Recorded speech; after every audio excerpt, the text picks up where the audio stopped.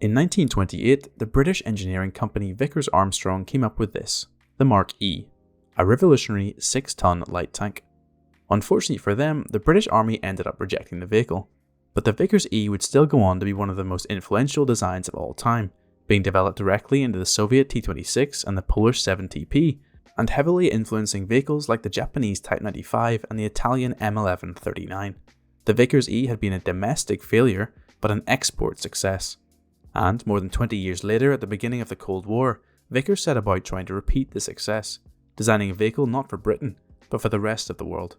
This is the story of the Vickers Main Battle tank, a fascinating series of vehicles that are not often talked about.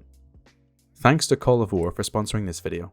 If tanks and vehicles are something that interests you, Call of War is a free online PvP strategy game that allows you to lead a real country during World War II. You can fight up to 100 players in real-time strategic battles that can take weeks to complete. You can use a huge variety of units to defeat your foes, including tanks, aircraft, battleships, as well as secret projects like the nuclear bomb. And it's up to you how you play.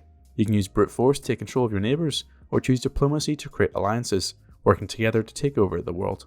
Naturally, as a tank nerd, I love the setting, as World War II was really the pinnacle of armoured warfare, and I love developing my tanks to fit into my own doctrine. You can play with the same account on both PC and mobile, and you can get exclusive free gift by using my link in the description. 13,000 gold and 1 month premium time, absolutely free. This offer is only valid for 30 days, so don't waste any time. I'll remind you again at the end though, don't worry. Around 1950, Britain began a program to develop 3 different families of armoured vehicles, the FV100s, 200s and 300s. The FV100 series were slated to be the heavies, well armoured and well armed. The FV200s were set to be the universal tanks, all using the chassis of the A45, which had been given the designation FV201. This hull was later developed further into that of the FV214 Conqueror and the FV221 Carnarvon. The FV300 series were going to be the lighter vehicles, including the FV301 light tank and the FV303 tank destroyer. But this plan never really got off the ground. The A41 Centurion could do the job of pretty much all of these vehicles, especially once it was equipped with the incredible 105mm L7 gun. But in 1954, Vickers adapted the FV301 design for a potential export customer and created this vehicle, the medium cruiser Mark I. It was light, mobile and packed a 77mm main gun, but the project never materialised and only one mock-up was ever completed. At this time, Britain was still reeling from the Second World War, and recently independent India were reeling from their first official war, the Indo-Pakistani War of 1947. Britain needed money and India needed tanks. India had been supplied a number of Centurions, but these were far too expensive. They wanted a tank almost as capable, but a hell of a lot cheaper. And luckily for everyone involved, Vickers had been busy, developing the medium cruiser concept even further. First came the Vickers 455-69T, mounting the 20-pounder gun. When the L7 appeared a few years later, India made it clear that they wanted an L7 armed tank, so this was redesigned into the Vickers 46200T, 105mm armed, 40-ton, modern main battle tank. The British deal with India, ratified in 1961, stated that Vickers would design and build an initial batch of vehicles, but then would also build the country's first domestic tank factory, where the rest of the tanks would be built under license.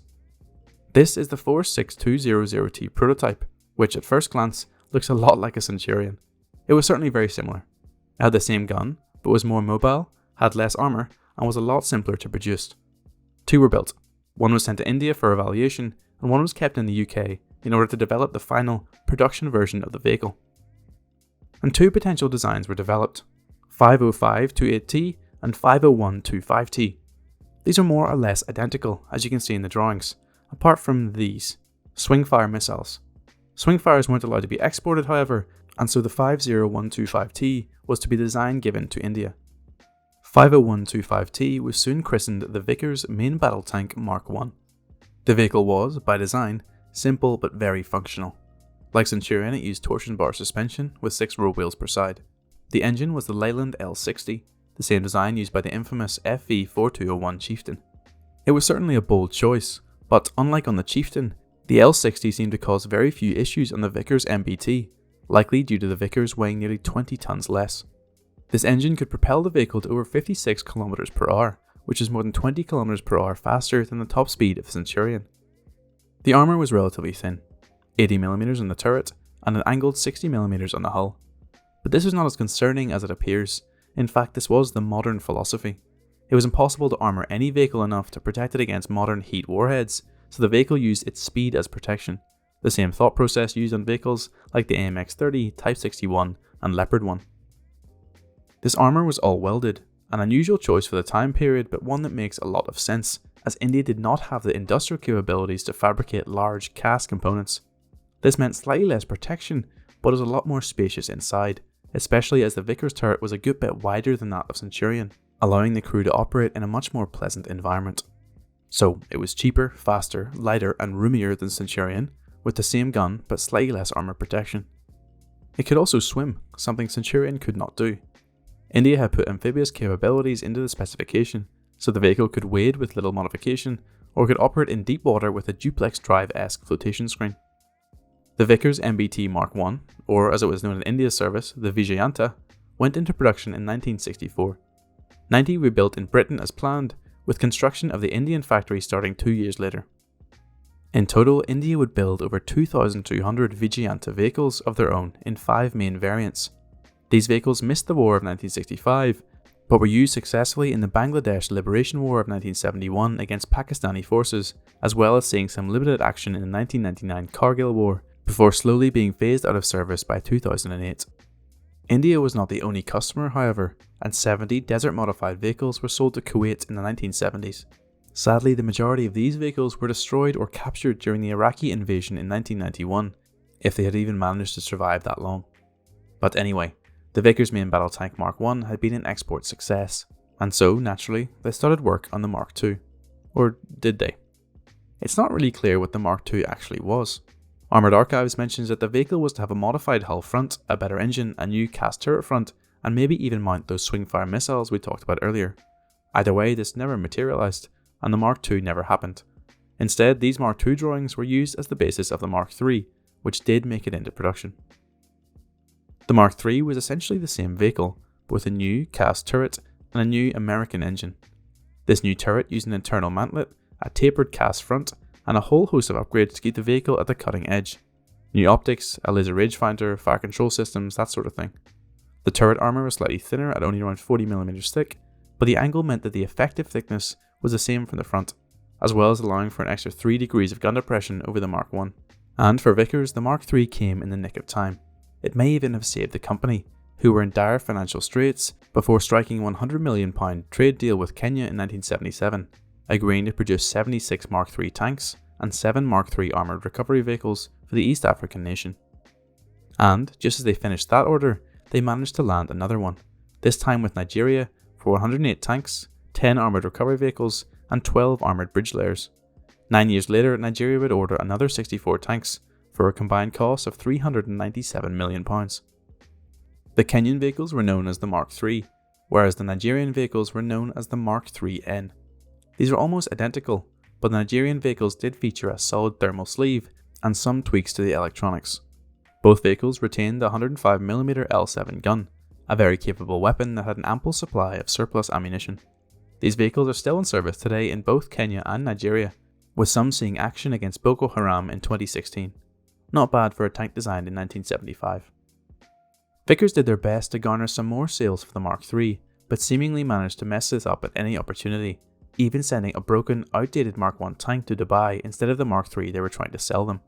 To try and entice potential buyers, they presented this, the Mark IIII, for improved. This vehicle had a cast hull front, new wiggly side skirts, 2 more periscopes for the driver, and replaced the aging Detroit engine with a brand new 900 horsepower Rolls-Royce Condor, taking the vehicle up to 60 km/h. It also had wider tracks, improved suspension, a muzzle reference system, and could fire high-performance APFSDS ammunition, but sadly no orders. Then Vickers pulled out all the stops with this, the Mark IIIM. This M stood for Modernised, but also for Malaysia, the potential customer.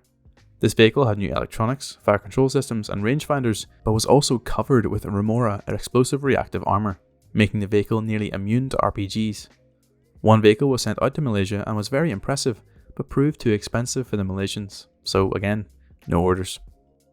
The Mark III was meant to fill the same market niche as the Mark I, for a capable, reliable, and cheap vehicle.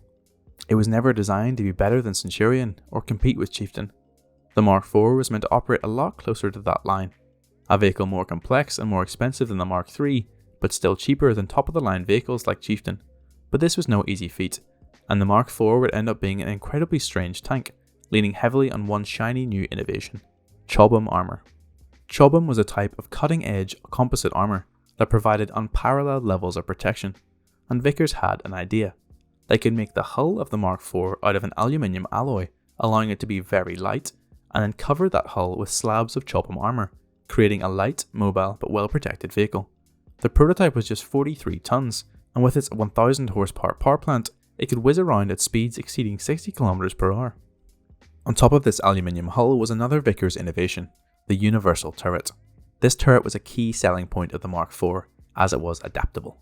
The turret could quite easily mount either the 105mm L7, the 120mm L11, the French CN120F1, or the Rheinmetall L44 120mm smoothbore. And this was a big deal. These four guns were dominating the global market, and it massively expanded the scope of the project. The turret was great, big thumbs up. The hull was awful. It turns out that aluminium does not cope well when you stack a steel turret on top of it and drive it around at 60 km an hour. There were fractures and cracks all throughout the structure of the Mark IV's hull, and a complete redesign would be required with a stronger aluminium alloy or a different material altogether. Other issues were also present. The armour on the turret made the fuel tanks completely inaccessible with the turret facing forward, the rear lights kept falling off, the aluminium gun cradle would just break, and the attachment points for the Chobham armour kept failing, even for the empty dummy boxes mounted at the rear of the vehicle. Not ideal. The entire project was put on hold, however, when they managed to drop the vehicle off a low loader, landing upside down and crushing the hull, making it borderline undrivable. It's safe to say the Mark IV didn't get any orders, but people liked the turret. It was removed from the corpse of the Mark IV and shipped off to Brazil to be mounted on the EET-1 Osorio, another excellent vehicle that never quite came to fruition. The turret design was adapted for use in a few other Vickers projects, notably the Vickers Viper armoured car and the VFM-5, a light tank built for export based on the hull of the CCVL. This, for whatever reason, stole the Mark V designation, and no trace of the Mark VI exists, but the next and last tank of the series would be the Mark VII. And this was a brilliant vehicle, taking the excellent universal turret of the Mark IV and putting it onto an already proven hull. The turret retained its ability to mount a number of different guns or electronics without any real redesign required, and the hull was already a success. It was the same hull used by the Leopard 2, designed by a German company called Krauss-Maffei. Germany at this point in time had quite strict laws regarding exporting weapons, but Vickers and Krauss-Maffei managed to convince them that this sale would be fine. Technically they were just exporting armoured hulls after all.